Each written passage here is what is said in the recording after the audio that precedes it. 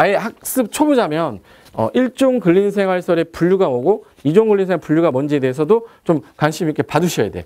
그게 어디를 보시면 되냐면 제가 간략하게 설명드릴게요. 법제처란 사이트를 들어가시면 법제처 사이트에 건축법이라고 치면 법제처에서는 이제 그 법 관련된 내용이 쭉 나오는데 그중에 건축법 시행령을 보시면 그 시행령의 건축물의 종류라고 나옵니다. 종류에 보면 28가지가 하나씩 배치가 되는데 그중에 1종 근린생활설하고 2종 근린생활설의 종류가 쭉 나와요.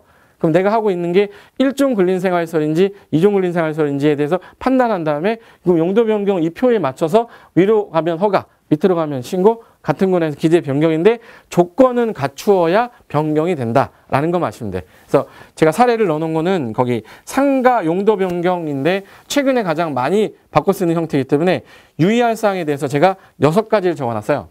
첫 번째가 업무시설 등을 근생으로 변경할 때 가치가 더 상승이 많이 되고, 두 번째가 업무시설은 보통 3층보다 높아 4층, 5층, 6층 이런 데다 놔도 되지만 업무시설을 1층, 2층에다 놓기는 아깝거든요. 그래서 3층 이하 업무시설이 용도 변경 근린생활설로 바뀔 때 활용도가 높아지는 겁니다.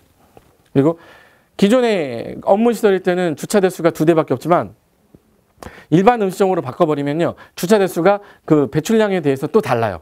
주차 대수를 산정하는 기준은 주차장법에 있기 때문에 그 부분까지는 제가 설명을 못 드리겠어요. 그래서 여러분은 그 참고해서 그 생각을 해두시고, 그러면 주차장, 소방설비, 정화조, 어떤 급배수 시설이 가능한지에 대해 체크를 한 다음에, 그리고 기존의 지구단위 계획구역으로 묶여있는 지역이면 지구단위 계획에서 허용이 되는지도 확인하셔야 되고, 그 변경을 할 때 공사비가 어느 정도 들지 예측한 다음에 용도 변경을 하려는 그 용도가 주변에 어느 정도의 수요가 있고 공급이 있는지 파악하는 게 가장 중요한 포인트입니다. 그래서 그 6가지인데 제가 거기 써놓은 것 중에서 그 건물은 용도가 정해져 있는데 아까 제가 말씀드렸던 단독주택, 공동주택, 근린생활시설, 위락시설, 판매시설 28가지가 있어요.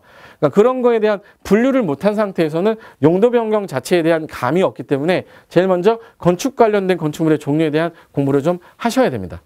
여러분이 그걸 안 하시면 이거에 대한 내용 이해를 못해요. 그래서 대표적으로 어떤 수익률 발생한 사례를 제가 써놨는데 이모 씨입니다. 이모 씨. 자꾸 등장하죠. 이모 씨가. 이 씨가 상당히 이름이 많더라고요. 이건 사례이기 때문에. 서초동에서 1층 업무시설 41평짜리를 분양받았어요. 마침 1층을 분양받았는데 업무시설로 돼 있었어요. 그게 41평인데 평당 1,300만 원이었는데 실매입금은 5억 3,300만 원을 들여서 매입을 했는데 후에 준공할 때는 업무시설이었는데 이후에 근린생활시설로 용도를 바꿔서 음식점으로 전환을 했거든요. 그래서 급배수 문제가 가장 크기 때문에 음식점이면 그래서 상하수도 관련된 게 문제가 생기기 때문에 그 급배수 시설 문제를 해결하는데 2천만 원이 투자가 됐고요. 그리고 주변에 있는 상가, 즉 근린생활시설인 상가의 매매 가격이 3천만 원 정도라 얘도 비슷한 금액의 거래가 됩니다. 그래서 현재 임대를 하고 음식점으로 사용하고 있는데 보증금 1억을 받고 400 월세 450을 수익률을 발생하고 있어요. 업무시설을 용도를 바꿔서 수익 발생한 거죠. 그래서 차익으로 보면 3억 4천의 차익이 생긴 거예요.